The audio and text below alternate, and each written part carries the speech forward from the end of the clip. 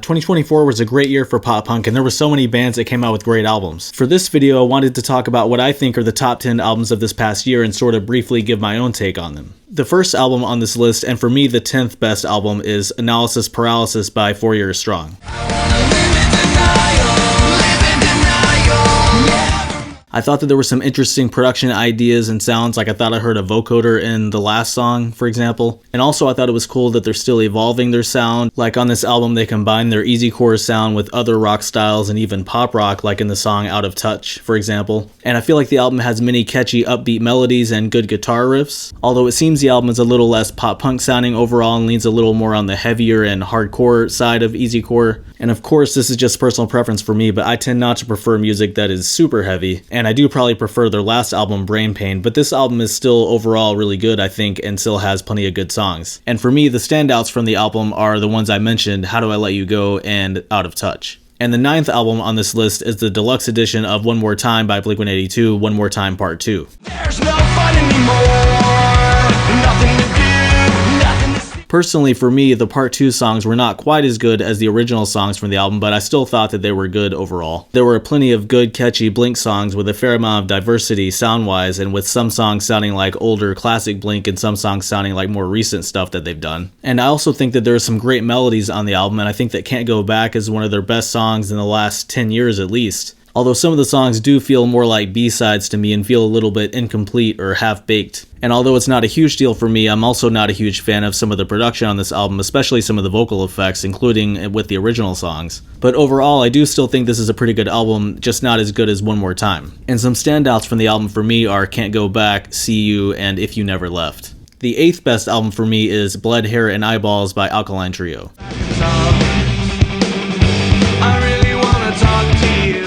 I'll admit that somehow I'm not really familiar at all with Alkaline Trio's past music, and so I kind of went into this with really fresh ears. But I wanted to check it out after hearing such positive things about it, and it does not disappoint. I thought this album had some great guitar work and melodies, and I also like the dual vocals that are used in some of the songs. I feel like they really complement each other well. And the album addresses dark themes about dealing with the horrors of the modern world, especially as they're distorted through the lens of social media, and which is consistent with the sound of some of the songs and the album's dark overall aesthetic. And I like that they contrast this darkness with the catchiness of a lot of the songs. And yeah, overall I don't really have any critiques, I just think it's a good, consistent album, and I think I'm a fan of Alkaline Trio now. And some standouts for me are Meet Me, Shake With Me, and Scars. And next, number 7 is Heaven and Hell by Sum 41. I can't help but walk through your landmines, 10 feet and I'm going. While I do think that some of the songs sound kind of similar, and I feel like that the first 4 songs use basically the same chord progression, I think it's a good final album for the band that really showcases what they do best, at least in the pop punk half. I mean, I guess I'm less qualified to talk about the heavier side, although I did also enjoy many of the songs on the heavier half and thought that there were plenty of catchy choruses on that half as well. I think it's an interesting and ambitious concept to do an album with 20 songs like this, and I just think it's really cool. And also I like that there seems to be a fair amount of diversity across the album, and even within each half, like with some songs being more poppy or ballady,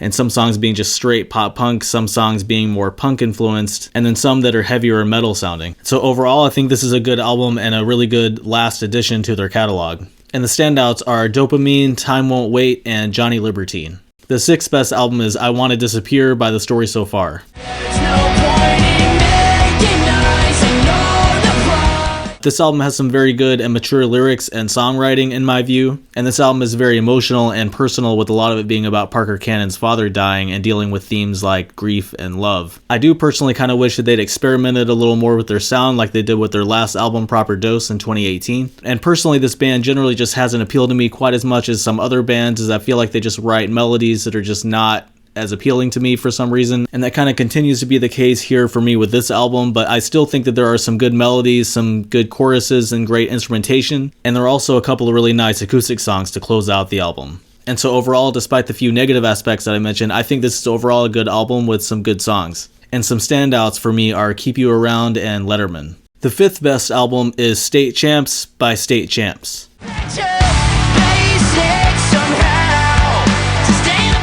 I feel like this album is effective at showcasing a somewhat poppier take on pop punk, which I tend to prefer, though it's also combined with some heavier instrumentation than is typical for the poppier kind of pop punk, which is also interesting and cool. This album has a lot of great melodies and choruses overall, and with a lot of fun and youthful and light lyrics, which don't necessarily appeal to me a whole lot, but I can still appreciate. And a lot of these songs I think are just like pretty standard pop punk, although I certainly don't think that's a bad thing. And so to me, this is just a good and consistent straight pop punk album overall. And the standouts are Silver Cloud and Golden Years. And the fourth best of the year is Feeling Not Found by Origami Angel. Because I hated myself for so long just to figure out that I'll admit that this is another band that I hadn't really heard before going into this. I thought it was a really interesting and fun album with some really interesting and even experimental production at times. I thought the album was a cool and unique take on pop punk, combining elements of easycore with math rock and some other stuff in just an interesting way. And the album is very complex musically with great musicianship and technical playing, and I just think it's amazing that this is a two-piece band. And so overall, just a good and interesting and even innovative album. And the standouts from this album for me are Feeling Not Found and Dirty Mirror Selfie.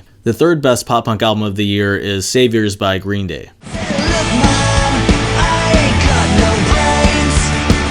For me, this album is a return to form for Green Day, especially after their last album, and I feel like it gets back to what the band is kind of known for, which is relatively simple and straightforward, catchy, edgy, punk-influenced power chord songs, while still finding ways to be ambitious thematically and also change up their sound in some interesting ways, through some interesting instrumentation and lead guitar work, and also by bringing in some other pop and rock influences that are both older and more recent. And for me, this is probably their best album since Trey came out in 2012. And I'll admit the social commentary parts don't necessarily do a whole lot for me, though it's not a problem for me, and I feel like it maybe adds to the aesthetic of the band overall. And I think this album generally has a lot of good, catchy, and memorable choruses and guitar riffs. And so I think this is a good Green Day album and a good pop punk album. And my favorites are Look Ma No Brains and Strange Days Are Here to Stay.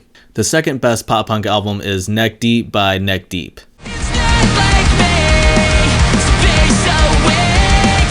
To me, this is a really good pop punk album and kind of a return to their original pop punk sound after their last poppier sounding album, All Distortions Are Intentional. This is a really consistent album for me with a lot of really catchy hooks and big sounding choruses and also some nice harmonies. And it's also true this album seems to have a lot of similar sounding songs with similar structure and is kind of lacking a little bit in variety. But I still think this album as a whole is a really good collection of pop punk songs, especially the first half. And the standouts are Sort Yourself Out, This Is All My Fault, and Heartbreak of the Century. And finally, the best pop punk album of the year is Blue Hour by Real Friends. I thought time healed every wound till I lost. Back when their first album came out, I used to be a casual fan of some Real Friends songs, but I haven't really listened to anything else by them until this year for whatever reason. Just generally, I'm a big fan of the band's take on pop punk and the way that they combine it with a relatively moody and emo influenced sound, and this album seems to be more or less a continuation of that sound, despite the band's change in singers, and I think that the new singer also is very talented and capable. And the album has got a lot of great guitar and vocal melodies and hooks, in my opinion. And it's my understanding that Kyle is still the main lyricist, and it seems like a lot of the songs are still pretty dark and sad, which I'll admit is something that tends to appeal to me. And it's clear that at least the song Waiting Room is about Kyle's dad dying, as well as presumably the artwork showing a hospital bed through a window. And I think that both aesthetically and conceptually, this artwork is probably my favorite artwork across all these albums. I'm also a fan of the interludes, as well as the other softer, slower sections and spoken word parts, as well as the subtle ambient influences here and there. And so I conclude that Blue Hour by Real Friends is the best pop punk album of the year, and I would even say the best album of the year, period. And the standouts for me are This Year Is Out to Get Me and I Was a Deer in Your Headlights. Alright, well, thank you so much for watching, and if you like this video, please consider giving it a thumbs up and also subscribing if you want to see more content like this, and also please leave a comment if you'd be interested in sharing your thoughts about what the best album of the year is, either pop punk or not. Alright, well, that's it for me. Thanks again, and I hope to see you in the next video. Bye.